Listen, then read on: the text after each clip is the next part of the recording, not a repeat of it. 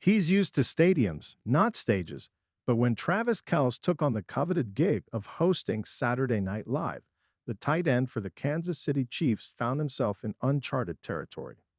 Unlike the NFL field, where instincts and repetition reigned supreme, the world of live sketch comedy demanded a different kind of preparation, one that revealed a personal challenge Kelce doesn't often talk about. In a recent podcast appearance, Kelce opened up about what made the SNL experience truly daunting, not the acting, not the live audience, but the reading. It's reading, he said bluntly. I'm a guy that can't really read that well. Like, I can read, I can get through it, but I'm not fluid with it. That moment of candor shed light on the immense pressure behind the scenes. Hosting SNL isn't just about charm and comedic timing. It's about cold reads, cue cards, script changes up to the last minute, a whirlwind of words.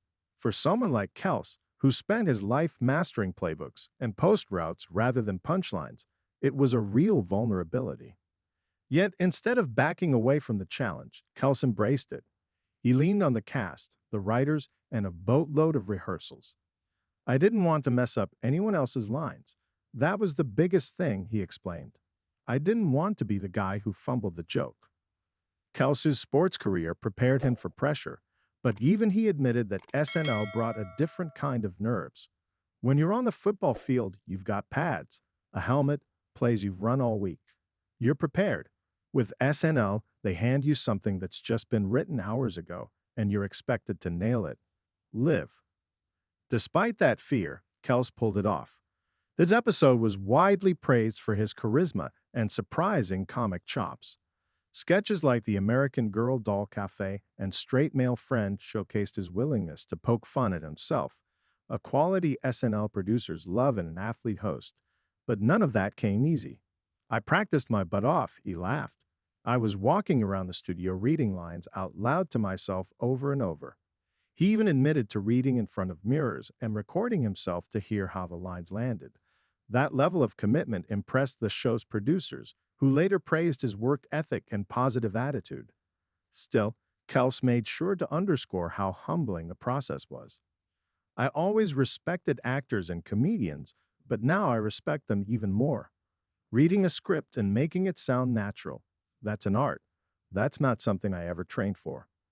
He also spoke about growing up with undiagnosed reading difficulties and how sports became his refuge. Football was a space where I didn't have to worry about stumbling over words in front of the class. I could just play. That vulnerability, the kind you rarely see from someone so physically dominant on the field, is what endeared him to fans. His openness about struggling with reading resonated with many.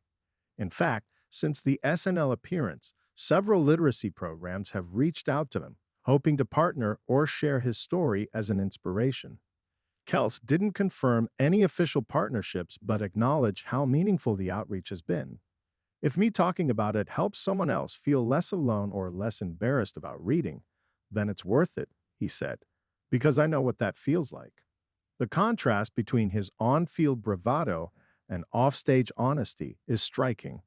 In the NFL, Kelce is known for his confidence, trash talk, and big plays. But behind the scenes, there's a guy who worked tirelessly to read cue cards without freezing up or mispronouncing words. And he's not ashamed to admit it. During the podcast, he also shared that his brother Jason, a fellow NFL star, helped him rehearse. We FaceTimed the night before and ran through a couple of sketches. He was cracking up, but he was also trying to help me with my pacing. That brotherly support proved vital. Jason even made a surprise appearance during the Goodnight segment, standing beside Travis as the cast clapped him off the stage. For Travis, that moment was a blur. I couldn't believe it was over. It was one of the most surreal things I've ever done. In the end, Kelce walked away from SNL not just with new fans, but with a new kind of confidence. Now I know I can push myself in ways I didn't think I could. Hosting that show was terrifying, but it also showed me I'm capable of more than I thought. And while it might not have been as physically taxing as winning a Super Bowl, it was, in his own words, way harder in some ways. Because tackling a linebacker is one thing, but tackling a personal insecurity, live on national television, takes guts.